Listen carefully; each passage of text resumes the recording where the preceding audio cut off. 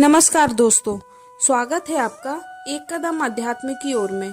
श्रीमद् भागवत पुराण में वर्णित एक कथा के अनुसार सत्यजित नाम का भगवान सूर्य का एक भक्त था। उसकी भक्ति से प्रसन्न होकर भगवान सूर्य ने उसे स्यमंतक मणि प्रदान की। उस मणि से सूर्य के समान तेज प्रकाशित होता था। उस मणि को सत्यजित ने अपने घर में एक मंदिर बनवाकर उसमें स्थापित कर दिया। उस मणि के प्रभाव से सत्यजित बहुत समृद्ध हो गया था। उस मणि की विशेषता थी कि वह प्रतिदिन 100 ग्राम के बराबर स्वर्ण प्रदान करती थी और उस मणि का जहाँ पूजन होता था वहाँ अकाल, महामारी, ग्रह पीड़ा, सांप का भय, शारीरिक एवं मानसिक परेशानी और निशाचरी माया भी कुछ अशुभ नहीं कर सकती थी। उस मणि को पाकर सत्यजित को बहुत अहंकार आ गया था। भगवान श्री कृष्ण ने एक बार सत्यजित से कहा कि तुम यह मणि महाराज उग्रसेन को दे दो, वो इसका उपयोग जनसेवा के लिए करेंगे। किंतु उसने लालच और अहंकार में आकर श्री कृष्ण के प्रस्ताव को अस्वीकार कर दिया। भाद्रपद की गणेश चतुर्थी का दिन था। श्री कृष्ण जी भोजन करके उठे और अचानक ही उनकी नज़र चंद्रमा पर पड़ गई। तभी नारद जी ने उन्हें आकर कहा कि हे प्रभु, आज के दिन चंद्रमा का दर्शन करने से आप झूठे कलंक के भागी होंगे।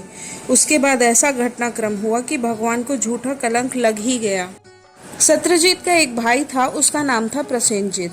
वो एक दिन उस मणि को गले में धारण करके शिकार के लिए गया। वो घोड़े पर सवार होकर जा रहा था, तभी वन में एक शेर ने उस पर हमला कर दिया और उसे वहीं घोड़े सहित मारकर मणि लेकर अपनी गुफा की ओर चल दिया। वो अपनी गुफा में प्रवेश करता है, इससे पूर्व ही ऋषराज जामवंत ने उसका वध करके मणि को अपने अधिकार में कर लिया। जामवंत ने वह मणि लेकर अपनी गुफा में चले गए। जब सत्यजित का भाई प्रसेनजित वन से वापस नहीं आया तो सत्यजित को बड़ी चिंता हुई।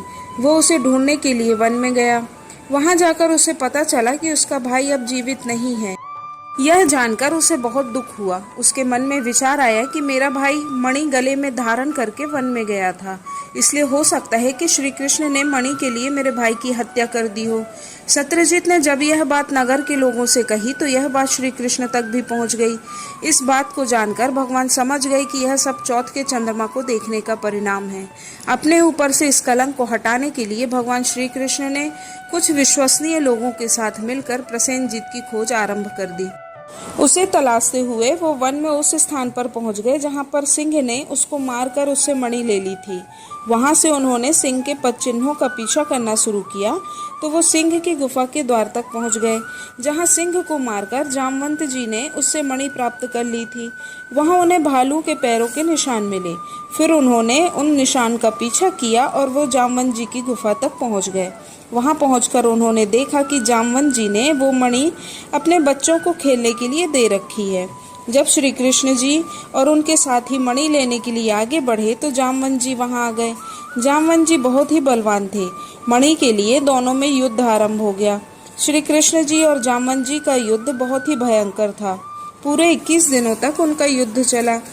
जब जामवंत का मनोबल टूटने लगा और वो समझ गए कि यह कोई साधारण मनुष्य नहीं है बल्कि स्वयं नारायण है, तब जामवंत जी ने श्री कृष्ण जी के चरणों में गिरकर उनसे क्षमा मांगी और कहा कि मैं क्रोध के वशीभूत होकर आपको पहचान नहीं पाया।